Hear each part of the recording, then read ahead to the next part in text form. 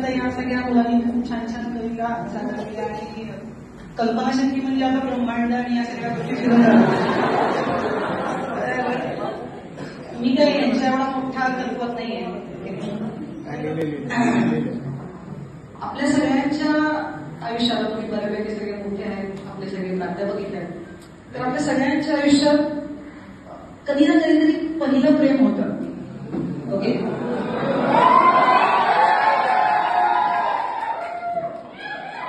प्रेमावरनं एक किस्सा सांगतो तुम्हाला. आता जस्ट मिनिटापूर्वी घडला होता. सातपुंडा सरांनी मला प्रश्न विचारला, सर यावर्षी कोणत्या विषयावरती कविता म्हणतात? मी म्हटलं प्रेम. सर म्हणतात सारखं सारखं प्रेमावरतीच कविता का म्हणता? तर सरांच्यासाठी सातपुंडा सरांचा एक शेर आहे, तुम्हें मोहब्बत करना नहीं आता.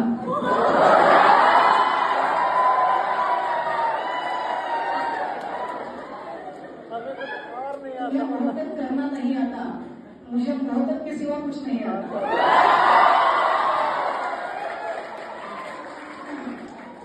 तुम्हें मोहब्बत करना नहीं आता, मुझे मोहब्बत के सिवा कुछ नहीं आता. जिंदगी गुजारने के दो ही तरीके हैं, एक तुम्हें नहीं आता, एक हमें नहीं आता. तर ही कविता ऍक्च्युली कविता म्हणण्यापेक्षा कथा आहे, पद्य फॉर्म मध्ये मांडलेली आहे.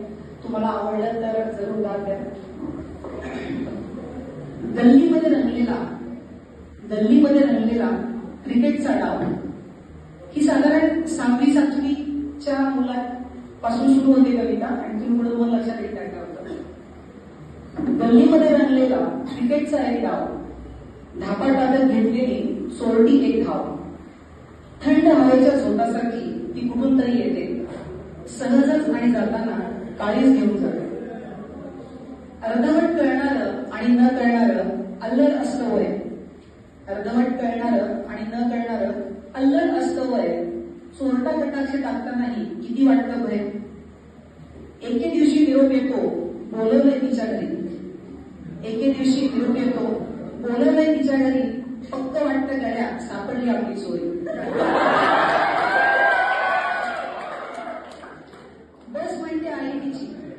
बस म्हणते आहे तिची देते चकल्या आणि लाडू, बस म्हणते आहे तिची देते चकल्या आणि लाडू, आणि म्हणते बाळा थोडा गणिताचा विषय काढू.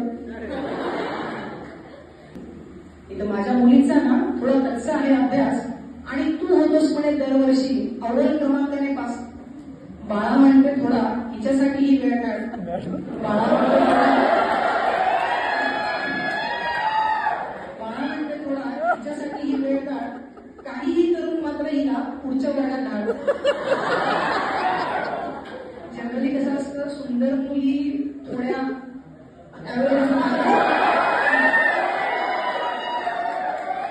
आपल्या कॉलेजच्या मुली सोडून आपल्या कॉलेजच्या मुली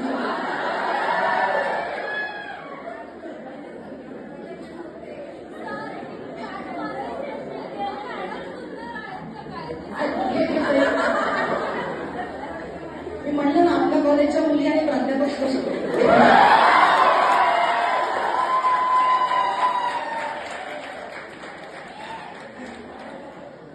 बाळा म्हणते थोडा हिच्यासाठी वेळ काढ, काहीही करून मात्र हिला पुढच्या वर्गात काढ. मनामध्ये फुटतात मग कॅडबरीचे लड्डू दोन, कॅडबरीचे लड्डू दोन. आता ह्या सिच्युएशनचा विचार करा, आपण आपले मित्र आहेत, आपल्याला बोलवलंय कुणाच्या तरी मुलीच्या घरी बोलवलंय, आपल्याला मित्रांना वाटायचं फक्त याला झाप पडणार आहे आणि काय होतंय हे ऐकण्यासाठी बाहेर सगळा ग्रुप जमलेला असतो. आता काय सांगतो बाहेर, मनामध्ये फुटतात मग कॅडबरीचे लड्डू दोन, बाहेर पडतात मित्राला म्हणतो हट तू कुठला कोण. रोजची मग तिच्या घरी सुरू होते वारी, रोजची मग तिच्या घरी सुरू होते वारी, हल्ली माझी पत्र देखील येतात तिच्याच घरी. मित्रांमध्ये खेळतानाही लागत नाही ध्यान, मित्रांमध्ये खेळतानाही लागत नाही ध्यान, सारखं उगाच समोर येतं तिच्या वहीचं पान, सारखं उगीच समोर येतं तिच्या वहीचं पान. पानामध्ये दडवलेली गुलाबाची पाकळी, पानामध्ये दडवलेली गुलाबाची पाकळी, किती छान चमकते ना तिच्या गळ्यातली साखळी. तिला कुणी पाहत नाही नाही ना करून घेतो खात्री.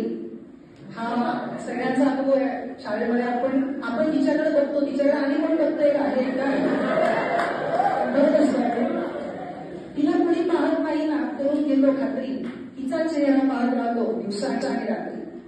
किती नाजूक आहे ती, किती नाजूक आहे ती, जशी चाफ्याची कळी. आणि किती खुलून दिसते ना तिच्या गालावरची खळी.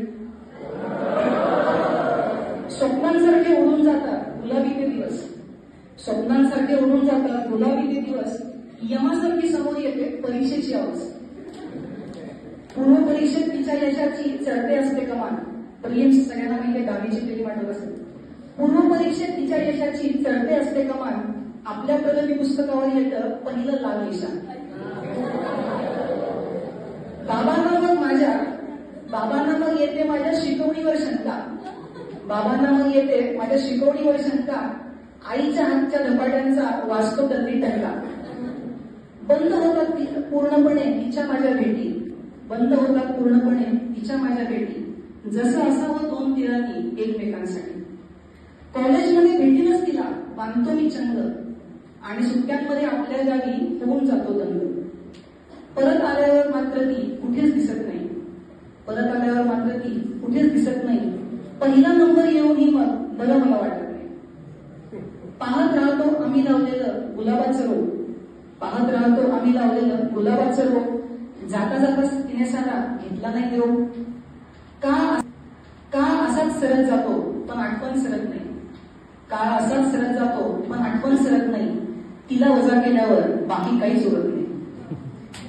पत्रिका तिच्या लग्नाची येते माझ्या घरी. आई म्हणते चेष्टेने बाळा मुलगी होती बरी. नंतर म्हणतात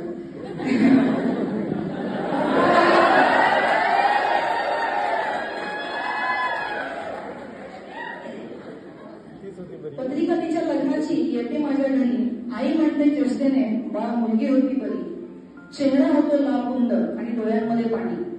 चेहरा होतो लालकुंद आणि डोळ्यांमध्ये पाणी. साथ करतात जगजीतच्या डजला आणि पंकज उदासची गाणी. लग्नाआधी शेवटचं बोलावं का मनातलं. लग्नाआधी शेवटचं बोलावं का मनातलं. सांगावं का पहिलं प्रेम गरीवर या स्वरात. बुद्धीवरती आपल्या मग स्वार होतो अहंकार. बुद्धीवरती आपल्या मग स्वार होतो अहंकार. घट्ट बंद करून घेतो तिच्या आठवणींचं दार. हॉस्टेलच्या रूम मधून मग निघू लागतो नियमित धूळ. हॉस्टेलच्या रूम मधून निघू लागतो नियमित धूळ. आणि हातामधला एकच प्याला कधीच होत नाही धूळ. आदल्या दिवशी लग्नाच्या येतो निरोप एक. शेवटचं बोलशील काय राखून थोडा विवेक. धडधडत्या छातीने मग हाती घेतो फोन. धडधडत्या छातीने मग हाती घेतो फोन. बोलावं जाता नाहीतर ती कोण आणि मी कोण. ती सहज बोलत राहते स्मरून जुने क्षण. सतत अश्रू ढाळत असतं हळवं आपलं मन. बोल ना काहीतरी सोडणारे मौन. बोल ना काहीतरी सोडणारे मौन. आपली मैत्री महत्वाची बाकी सारे गौण. या मुमेंटला आपला धीर सोडून जातो. आता राहत नाही असं होतं. प्रेम करतो तुझ्यावर सुटतो आपला धीर. भळभळून रक्त सांडू लागतो हृदयामधला तीर. निशब्द पण बोलणारे ऐकू येतात श्वास. काहीतरी घडेल असे होऊ लागतात पास. तेव्हा पण आपल्याला असं वाटतं अरे अजून पण काहीतरी होऊ शकतं कदाचित. थोडं आधी बोलला असतास थोडी हिंमत राखून मीही मग आले असते सगळं मागे टाकून. विसरून जा मला होऊ नको दुःखी. पुढच्या जन्मी मात्र मी तुझीच होणार नक्की. स्वप्नांच्या राज्यामधला ओसरू लागतो बहर. किती बरं झालं असतं एकदा बोललो असतो तर. आणि शेवट दूरवरून ऐकू येतात. आपण लग्नाला जातो पण लग्नात जात नाही बाहेरून बघत राहतो. दूरवरून ऐकू येतात सनईवरची गाणी. आणि अर्ध्यावरच संपून जाते अधुरी एक कहाणी.